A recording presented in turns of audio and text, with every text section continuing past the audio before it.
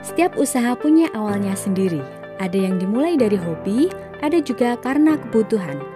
Seperti usaha pastry ini dari dapur rumah, kini mulai dikenal banyak orang. Perjalanannya tidak mudah, tapi semangat untuk terus berkembang jadi kuncinya. Seperti apa kisah lengkapnya? Yuk kita simak di podcast tematik edisi kali ini.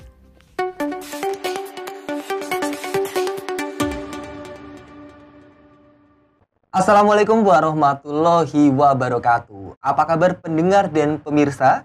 Selamat datang di podcast tematik RRI Purwokerto. Saya Yanuar Adi akan mengajak Anda untuk menggali kisah inspiratif dari pelaku usaha yang membuktikan bahwa dengan kerja keras bisa menghasilkan kesuksesan yang nyata. Episode kali ini berjudul Rasa Manis dari Usaha yang Serius. Kita akan membahas bagaimana bisnis pastry bisa tumbuh dan bertahan dengan dukungan dari berbagai pihak. Tentunya saya Yanuar Adi tidak sendirian. Bersama dengan kita di podcast tematik kali ini sudah hadir ada dua orang narasumber. Yang pertama, beliau adalah seorang pelaku UMKM. Ada Ibu Wahyu Tri Astuti, pelaku owner Omaih Pastry. Apa kabar Ibu? Alhamdulillah baik. Disapanya Ibu Wahyu ya? Ibu Wahyu. Atau kakak aja, soalnya masih muda ini. Sudah tua sebenarnya. Tapi nggak kelihatan ya. Apa-apa. Kakak Wahyu. Boleh. Oke, ya. baik. Salam sehat ya Kak ya. Dan juga narasumber kita yang satu lagi, beliau adalah kakak juga boleh nggak? Oh boleh sekali ya. Kak Luis Krismanto, selaku pengembang kewirausahaan ahli muda bidang UMKM dari Dinas Tenaga Kerja Koperasi dan UKM Dinaker Kop UKM Kabupaten Banyumas, yang tentunya selama ini sudah aktif hadir untuk mendampingi para pelaku UMKM dalam berusaha ya, dalam membangun usaha dan bisnis mereka.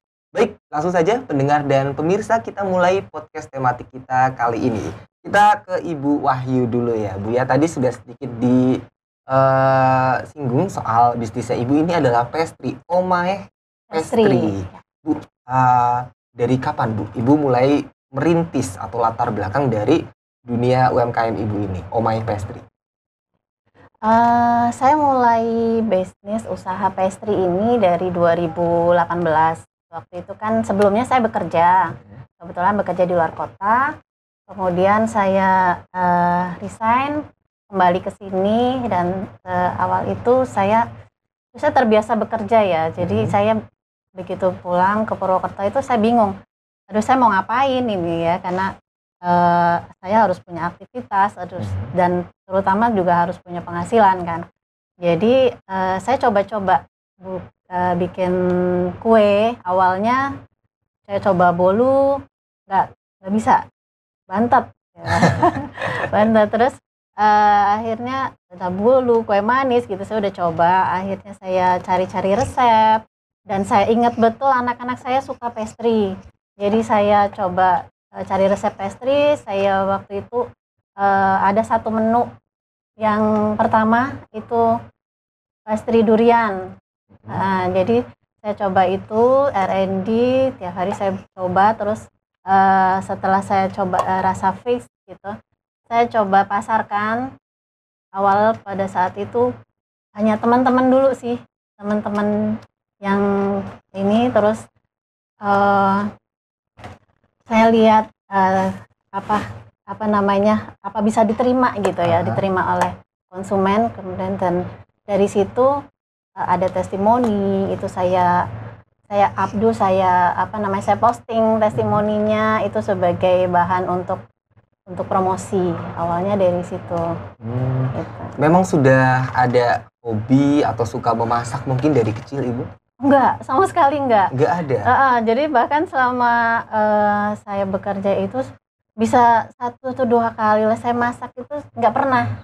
Saya nggak punya basic memasak, nggak punya basic apalagi F&B gitu.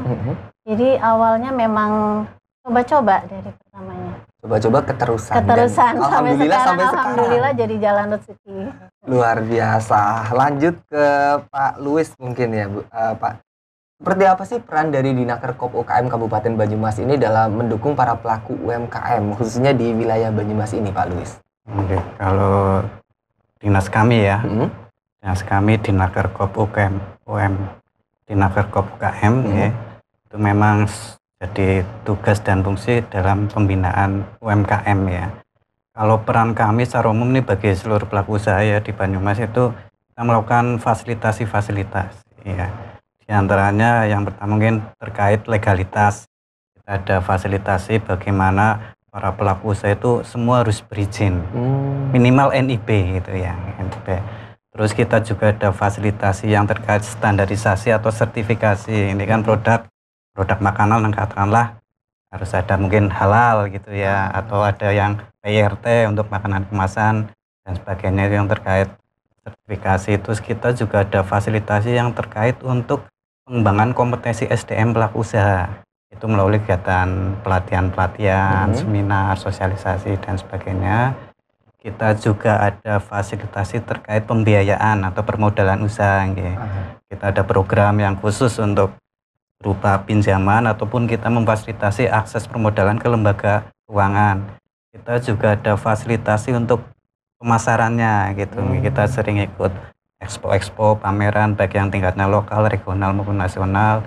Kita di kantor juga punya galeri UMKM untuk memajang produk UMKM. Terus kita juga ada katalog gitu, kita bikin katalog untuk menampilkan produk-produk UMKM gitu ya. Terus program lain kita ada fasilitasi kemitraan, bagaimana pelaku usaha mikro ini bisa bermitra dengan pelaku usaha kecil ataupun menengah gitu. Terus kita ada yang terkait pendampingan usaha. Pendampingan usaha kita ada petugas yang mendampingi pelaku usaha di lapangan gitu.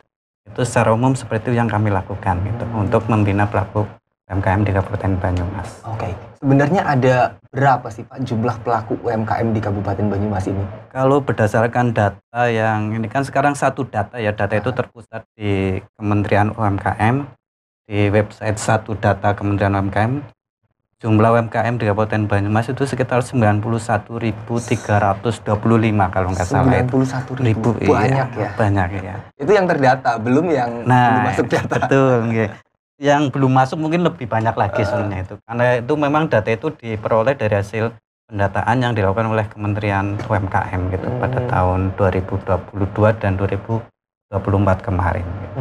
Oke. Baik, kembali ke Ibu Wahyu dulu nih. Tahun 2018 tadi ya Ibu mulai bisnis pastry ini.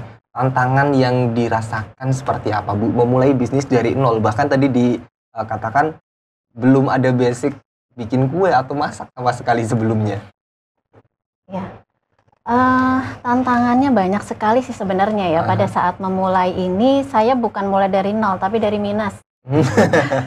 Bisa dibilang dari minus karena saya nggak punya skill apa-apa.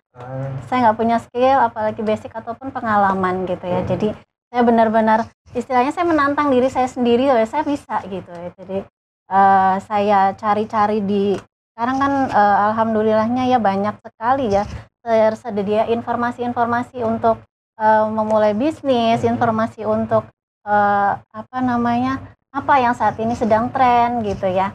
Jadi saya belajar dari situ, lebih ke otodidak gitu ya. Dan selain itu juga selama saya 14 tahun bekerja itu juga kan saya tidak di Purwokerto.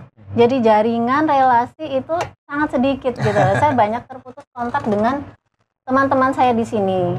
Jadi untuk pemasarannya pun itu satu tantangan yang besar sekali. Jadi pada awalnya memang lebih ke saya buat Instagram, saya buat di Facebook gitu. Saya pemasaran dari situ. Jadi benar-benar tidak ada modal pengalaman dan lain-lain. Jadi itu tantangan yang besar untuk saya karena saya juga tidak hobi masak sebenarnya pada awalnya gitu. Akhirnya akhirnya saya jatuh cinta dengan pastry. Itu saya benar-benar membangun itu dari nol, dari minus bahkan. Barusan udah disinggung sedikit ya Bu bahwa strateginya Ibu tuh seperti itu. Kalau secara umum Bu, strateginya tuh bagaimana sih untuk menarik pelanggan, mendapatkan pelanggan, terus ada juga peran dari mungkin media sosial atau era digital ini yang membuat bisnis Ibu tuh bisa sampai seperti sekarang. Intinya kita harus punya sesuatu yang berbeda ya. Saya lihat dulu awalnya saya akhirnya mantep untuk bikin usaha pastry karena saya lihat di Purwokerto itu belum terlalu banyak ya, masih jarang. masih jarang yang khusus pastry gitu. Itu jadi kita harus punya satu yang keunikan. Terus untuk dari media sosial ya itu tadi dengan saya dapat banyak dari media sosial, dari inspirasi juga dari medsos, dari Instagram, dari Facebook. Itu kan sekarang informasinya begitu terbuka ya, banyak sekali yang bisa kita ambil dari situ. Terus peran media sosial itu selain dari inspirasi yang saya ambil dari sana juga pemasaran ya. Pemasarannya karena saya banyak terputus hubungan dengan teman-teman saya di sini. Istilahnya saya belum punya target pasar yang pasti, saya mau ke sana gitu ya. Itu awalnya ya saya pasarkan lewat media sosial gitu, dari Facebook sama Instagram juga. Sekarang juga semakin banyak yang mengenal, akhirnya kan saya kontak dari lewat story WA gitu kan. Sama selain itu juga dari orang ke orang, dari yang sudah memesan akhirnya merekomendasikan, dan saya juga kan banyak yang misal pesan ke saya untuk gift atau ngasih ke kerabat atau teman gitu. Biasanya dari situ mereka ikut pesan gitu. Oke. Omae Pastry, ini ada maknanya nggak Bu, nama Omae Pastry ini? Maknanya sebenarnya lebih ke bahwa ini awalnya itu ini akan jadi rumah untuk mereka yang ingin menikmati sajian yang berbeda gitu ya, pastry gitu. Dan ini akan menjadi kita akan menyediakan apa yang orang customer butuhkan gitu. Omah ya, sesuai namanya ya. Rumah. Akan menjadi rumah untuk mereka yang ingin menikmati pastry. Baik, lanjut ke Pak Luis lagi nih. Pak Luis tadi menyampaikan bahwa ada upaya untuk pembinaan UMKM ya Pak ya. Kalau untuk pelatihan-pelatihan yang diberikan khususnya buat pelaku kuliner Pak, yang kuliner seperti apa mungkin dari Dinaker Kop UKM ini? Kalau terkait pelatihan yang khusus gitu ya, khusus kayak kuliner itu sebelumnya kita termasuknya relatif jarang deh. Kami mengadakan pelatihan itu lebih cenderung yang mungkin lebih banyak ke sifatnya umum yang bisa dinikmati oleh lebih merata lah oleh para pelaku UMKM, karena kita populasi UMKM-nya banyak kan, kita perlu banyak yang kita sentuh. Jadi kalau secara umum kita ada 2 jenis sifat pelatihan tuh, yang sifatnya manajerial ya, itu mungkin terkait pengelolaan keuangan, manajemen pemasaran, manajemen sumber daya manusianya, dan sifatnya yang teknis itu kayak kalau yang olahan makanan itu kita lebih ke fokus pada bagaimana ada potensi lokal di suatu tempat kita kembangkan sebagai olahan makanan. Misalnya kalau di kecamatan A di situ potensi singkong, kita adakanlah pelatihan mengolah singkong sebagai produk olahan makanan yang bernilai ekonomi tinggi. Di kecamatan B ada jagung, kita olahan jagung kan gitu. Terus nanti yang lebih teknis lagi kayak mungkin untuk pengembangan pemasaran kita ada pelatihan juga fotografi produk gitu. Terus ada kita public speaking, bagaimana produk kita bisa diperkenalkan kepada calon konsumen kita, kita mempresentasikan produk kita biar calon pembeli itu tertarik gitu. Terus seperti itu lebih ke kita nanti mengarah kepada banyak lah, tidak hanya komoditas UMKM tertentu tapi bisa merangkul semua gitu. Karena memang kami dihadapi pada kendala keterbatasan anggaran dengan objek binaan yang banyak gitu. 90.000 tadi. 90.000 ya gitu. Luar biasa, memang banyak sekali sebenarnya. Tapi kan memang UMKM ini merupakan salah satu pilar ya penopang perekonomian kerakyatan. Jadi memang harus terus kita upayakan agar bisa maju. Betul. Nah, di sini sudah ada nih bikinannya Ibu sendiri, Bu. Iya. Ada yang bantuin nggak? Atau masak sendiri semuanya?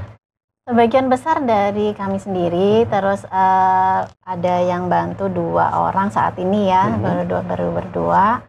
Terus paling kita tambah kalau momen-momen seperti Lebaran, itu biasanya sampai overload. Jadi kita tambah tenaga lagi, sekitar biasanya antara 6-5 tuh gitu. Oke, boleh dicicipin nggak Bu? Silakan Pak. Ayo Pak Luis, kita coba Pak. Pastry. Yes. Ini yang namanya apa ini, Bu? Kalau ini cokorol. Cokorol. Iya. Produknya apa aja ini? Produknya ya ini cokorol, terus yang pakai keju itu cheese roll, fruit pastry, beef pie, terus Kalau ini apa?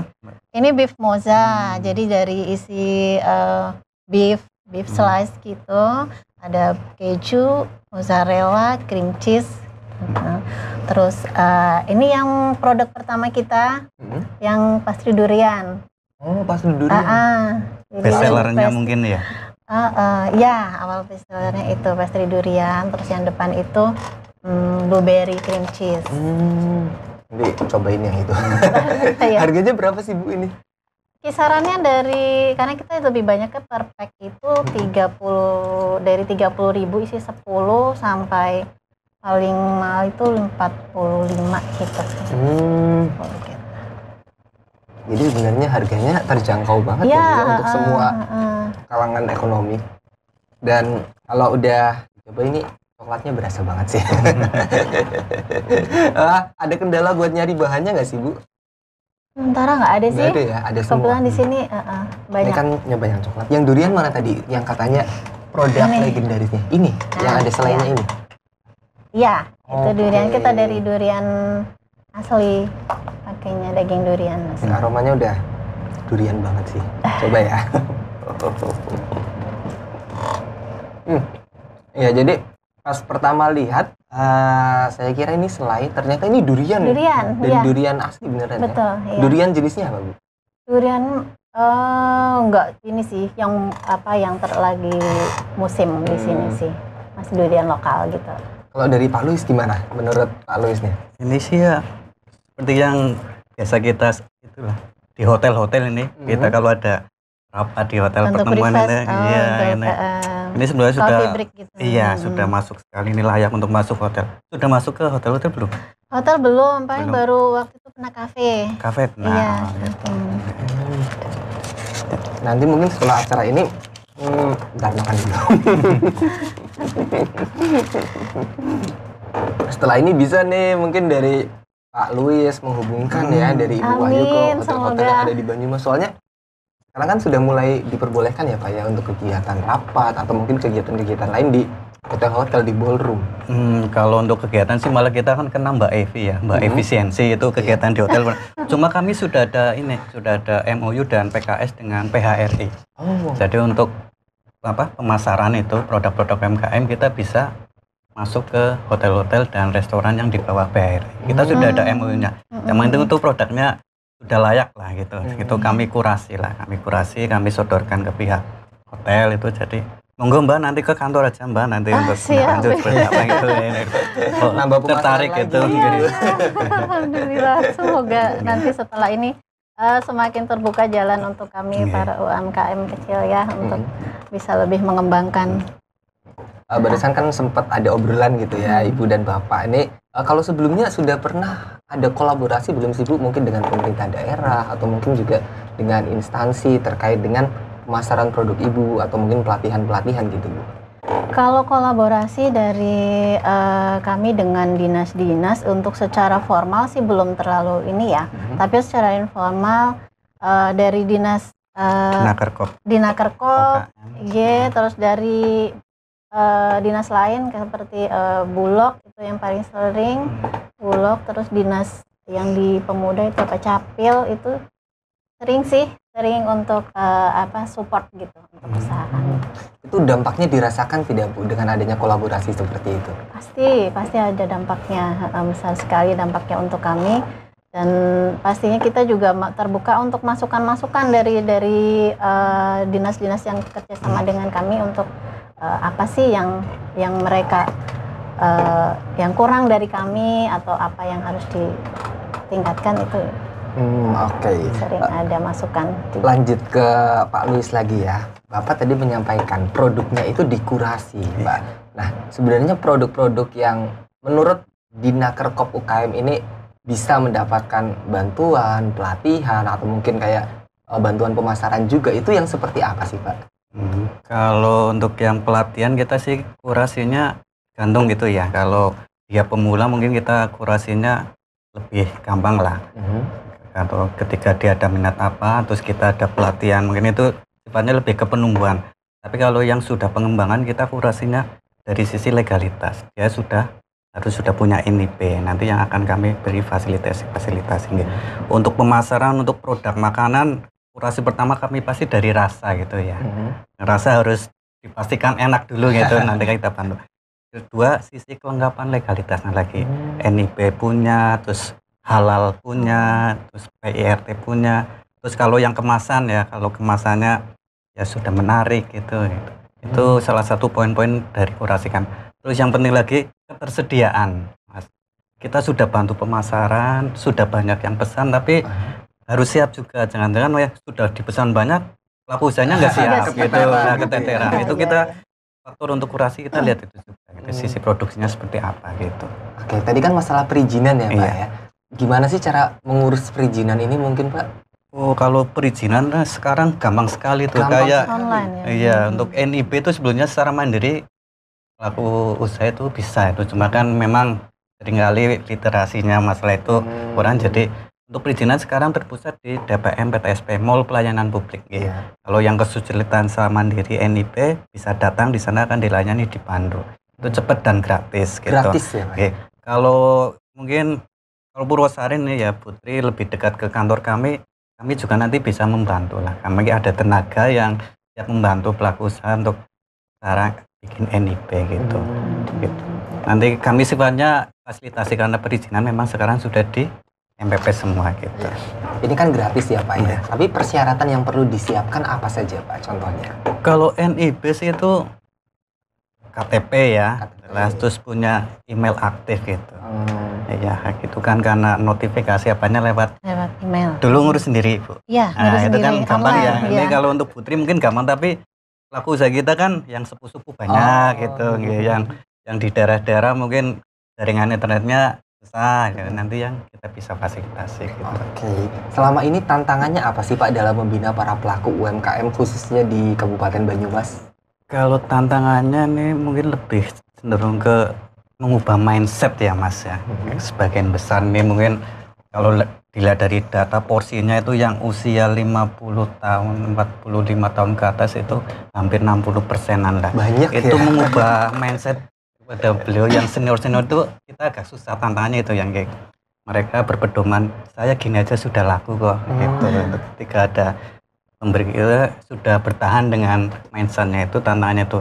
Dari sisi kami itu tantangannya adalah itu ya populasinya besar tapi kami terbatas di personil nih. Personil sama anggaran. Jadi kita nggak bisa lah kita merata. Beda kalau misalnya kita punya petugas pendamping di tiap kecamatan minimal 1, itu lebih mendekatkan pembinaan kita ke lokasi. Cuma kita saat ini tersedianya 2, itu jadi tantangan tersendiri kami. Cuma memang tantangan itu kan harus kita carikan solusinya ya. Kita banyak berkolaborasi dengan berbagai pihak lah.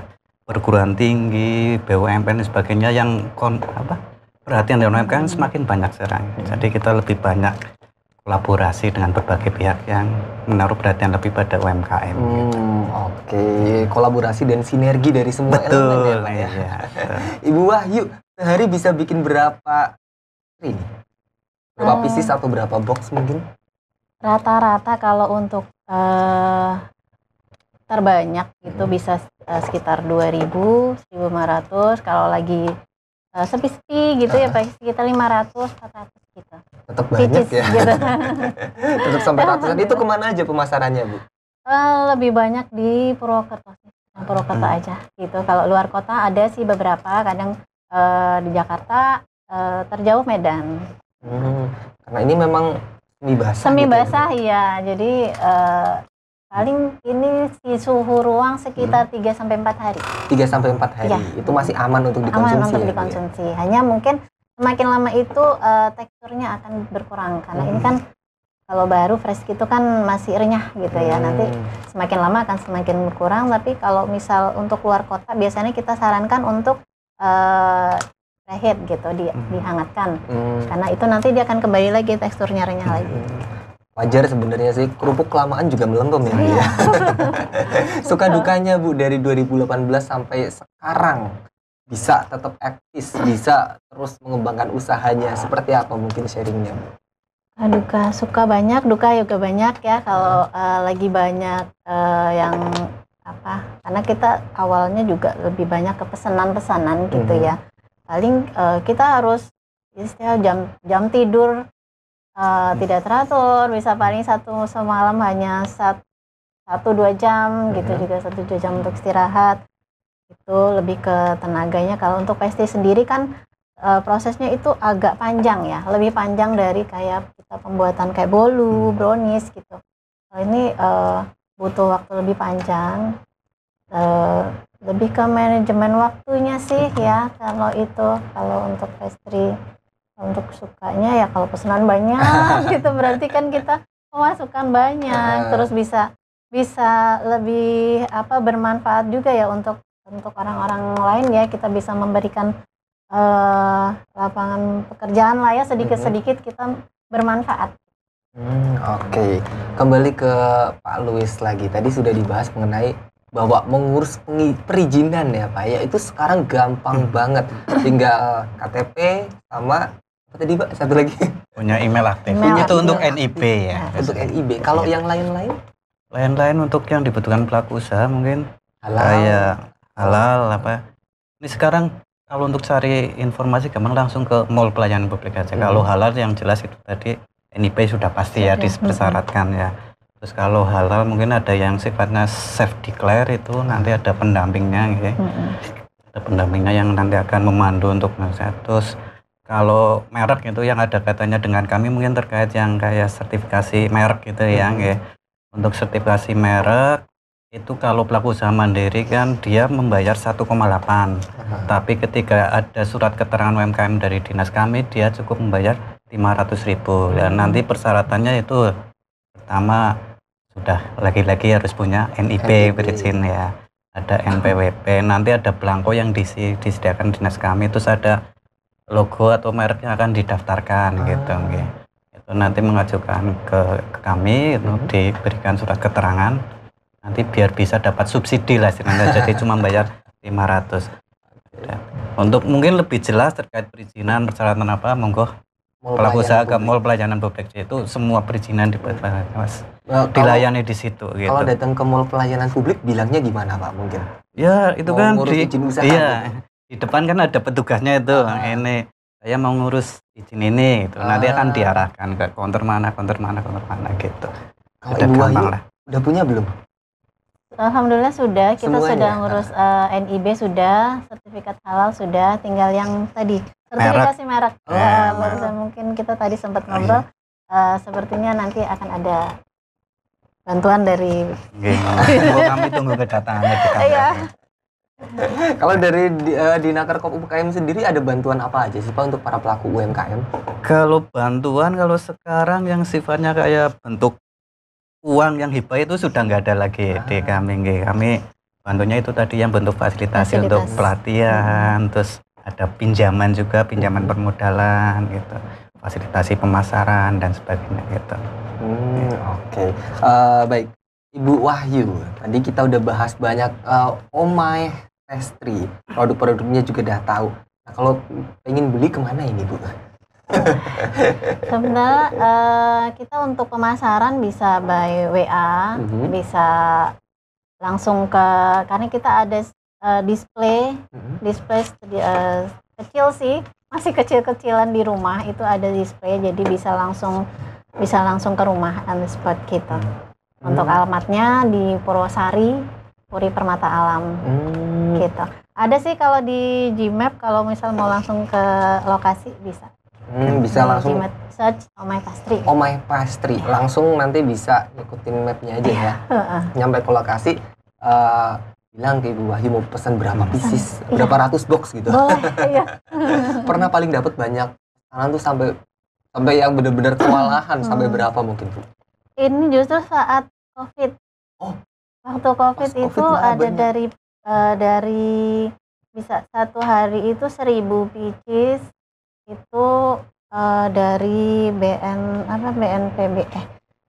BPPD ya, yang bencana itu kita untuk rumah sakit tenaga kesehatan gitu. Jadi nanti setiap hari kita supply ke rumah sakit dan untuk tenaga kesehatan itu.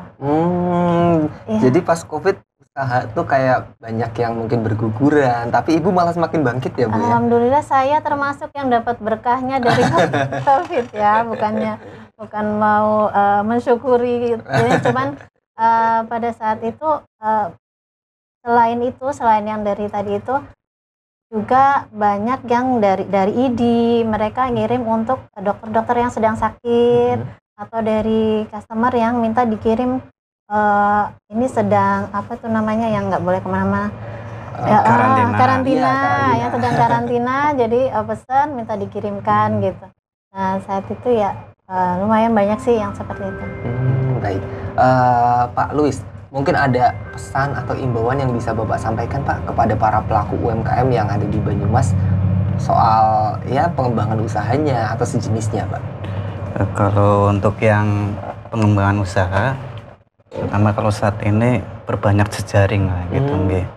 Berjaring dengan siapa saja nggih.